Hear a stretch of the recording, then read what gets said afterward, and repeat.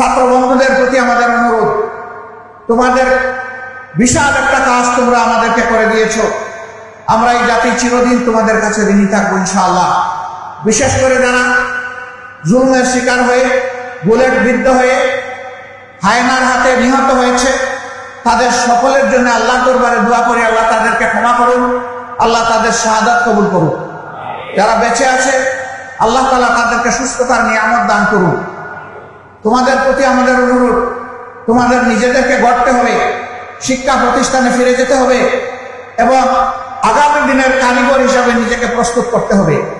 এবার তোমরা জাতির জন্য যে ত্যাগ স্বীকার করেছ, এইটাই যেন জীবনের শেষ ত্যাগ স্বীকার না হয়, বরঞ্চ এটা যেন শুরু হয় এবং জীবনের শেষ মুহূর্ত পর্যন্ত তোমরা যেন জাতিকে কিছু দিয়ে যেতে পারো।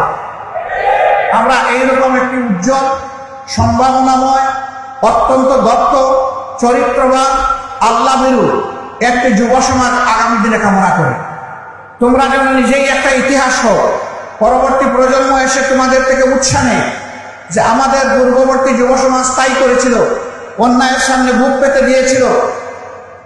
সেখানে একজন খুনি অফিসার বলতেছে, স্যার একটাকে গুলি করি সেই পড়ে, আরেকজন সরে না স্যার। ওই সমাজ চাই এইটা নিয়ে যেন আগামী তরুণরা গর্ব করতে পারে যে আমাদের আগের প্রজন্ম এটা করে গিয়েছে, এটাই আমাদের পথ। অন্যায়ের কাছে মাথা নত করবো না, আমরা সমুন্নত রেখে অন্যায়ের প্রতিবাদ করব।